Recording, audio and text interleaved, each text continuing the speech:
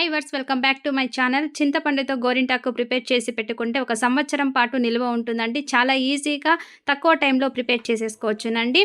ఈ గోరింటాకు కోసం ఒక నిమ్మకాయ సైజ్ అంత చింతపండు, 10 లవంగాలు, అలాగే ఒక టేబుల్ స్పూన్ టీ పౌడర్, కొద్దిగా సాజీరా ఉంటే సరిపోతుందండి. ఒక బౌల్ తీసుకొని ఇంగ్రీడియంట్స్ అన్నిటిని కూడా వేసేసి కొద్దిగా వాటర్ వేసి మనం వేసిన వాటర్ క్వాంటిటీ ఆఫ్ అయ్యేంత వరకు బాగా మరిగించుకొని ఒక ఫిల్టర్ తీసుకొని స్ట్రైన్ చేసేసుకొని మనకి కావాల్సిన క్వాంటిటీ తీసుకున్న తర్వాత మిగిలిన సిరప్ని మనం స్టోర్ చేసుకుంటే సంవత్సరం పాటు నిల్వ ఉంటుందండి.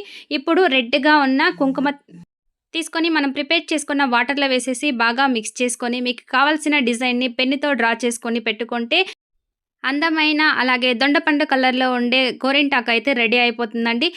పెట్టుకున్న గోరింటాకు ఫుల్ డ్రై అయిన తర్వాత వాటర్లో వాష్ చేసేసుకుంటే అందమైన గోరింటాకు రెడీ. ఈ వీడియో మీకు యూస్ఫుల్ అయినట్లయితే తప్పకుండా లైక్ చేసి సబ్స్క్రైబ్ చేసుకోండి. Thank you for watching. Take care.